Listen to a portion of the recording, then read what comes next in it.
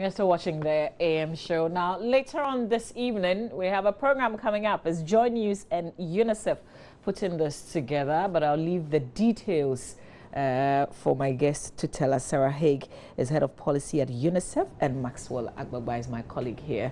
So we're organizing this panel discussion on ways that the political parties intend to use to address poverty and inequalities.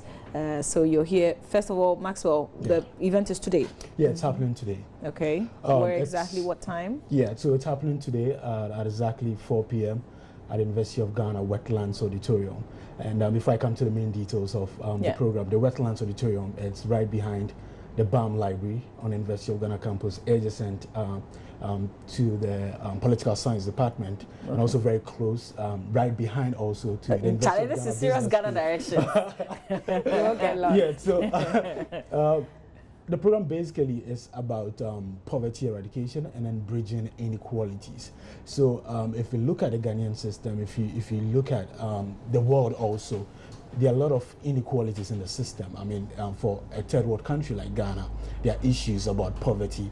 Now, there's a story about this gentleman who just completed the University of Ghana, graduated over the weekend, had a GPA of 3.92 from the University of Ghana. But this is a guy who has a challenge with his sight, cannot see properly, but struggled through the system at the University of Ghana and then made it to the top, and at the end of the day was the best graduating student.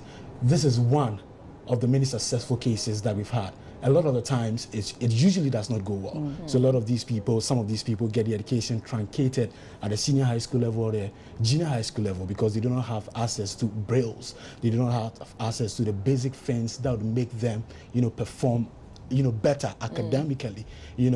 Another one also is also about poverty. How people are not getting access to education because they do not have the resources. They are cash strapped. They don't have money to go to school. So we're saying that, okay, let's come together, have various identifiable groups like the National Union of Ghana Students. Let's have people like the University of Ghana Debate Society, like TESCON, that is the youth wing of the NPP. Let's have like TEN, the youth wing of the National Democratic Congress. Let's have persons, the Ghana Federation of Disabled.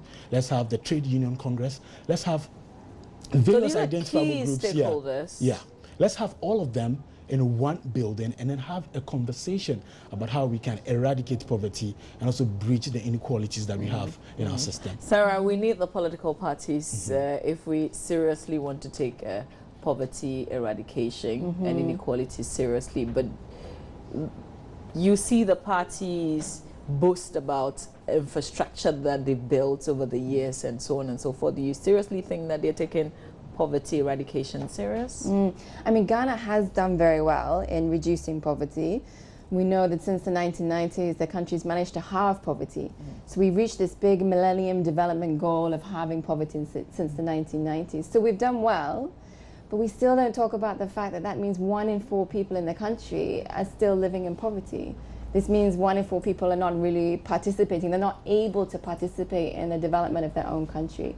So for us, for UNICEF, when we were looking at the data, we were looking at the analysis, we were finding that this gap, as Maxwell was saying, between the very wealthiest people and the very poorest people is getting bigger and bigger. And we just don't talk about it in Ghana. We don't talk about this widening gap between the people that have a lot and then the people that are left behind. How should we talk about it? I think just raising the issue and not being afraid to talk about it. As you said, there's a lot of boasting going on right now. It's a very political season. We're obviously very focused on the election. But at the same time, if the gap is widening, and what we're seeing is that this gap in inequality, it's never been higher in Ghana. It's never been higher than it is today. And if it keeps on continuing like that, it can have some serious impacts on the country. In other countries, it's caused major social unrest, or it can even slow down the development of the country.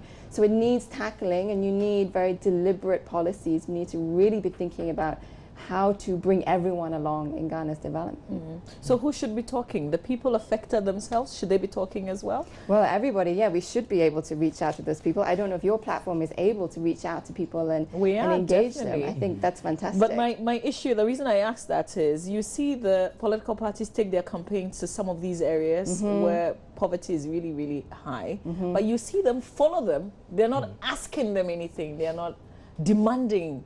You know, they're just receiving the little gifts that they give them, which would not really last. Yeah, which is great for that moment, but the next week, the next month, the next year, if those people's situation doesn't change, then they're not going to be able to invest in their children so their children can go to school and then grow up and break the cycle of poverty. So I think it's crucial that we have the discussion at all levels, and it's fantastic if you're out in communities and engaging people so that they can have that voice, because those people that are excluded, they're excluded in all kinds of ways. So it's great. Just, this morning I was talking about how the media is very powerful. We tell the people what we want them to know. And if we're having this conversation, we're definitely also looking at what the manifestos are also saying on this, so we can hold the parties accountable. That's one of the things we're doing, Maxwell. Yes, exactly. That's one of the things we'll be doing. We'll be scrutinizing the policies of the various political parties. So we have key bulleted points, and we're asking questions based on that, in terms of job creation, in terms of agriculture, and all of that. Talking about how the media can generate a conversation about, how we can bridge inequalities. I think, in 2006, for instance, Ghana passed a law that says that we need to make all buildings disability friendly. Now, this year, that moratorium is elapsing, and as it stands right now, we hear reports that less than 10% of buildings here in Ghana are still not disability friendly. I tell you what, we're putting up new ones that are not even disability friendly. That are not disability friendly. And when that happens, it's kind of like a lopsided system where it benefits people who are able, who can go about doing their own things at the peril of people who are physically challenged. So we are saying that, look, let's have a conversation around this, generate that conversation, and let's see how best we can, we can solve it. Now, on the panel this evening at 4 p.m., we have lawyer is Ankuma. He's going to be part of the panel. We also have Mr. Charles Abugri. He's the CEO of SADA. We also have Dr. Yao Graham of the Third World Network Africa. He's also part of the panel. And then one youngster, Edith Asamini. So they are going to be part of the panel. And then we'll have our audience who are drawn from various identifiable groups to also ask questions and then bring out their responses. Okay. So, Sarah, what are your expectations? I'm expecting a very lively discussion. These 4 people you just mentioned, they're not afraid to talk. They're not afraid to get their opinions out there and say it like it is. They're not going to be holding back and being politically sensitive. So I think it should be an exciting discussion. So I'm looking forward to that. But I'm looking forward to just increasing this debate around the gap between the wealthy and the poor. Is it okay? Are we comfortable with it in Ghana? Do we think it's fair? Or do we think it's an issue that a good chunk of people in the country are being left behind, and we need to do something about it to bring those people up?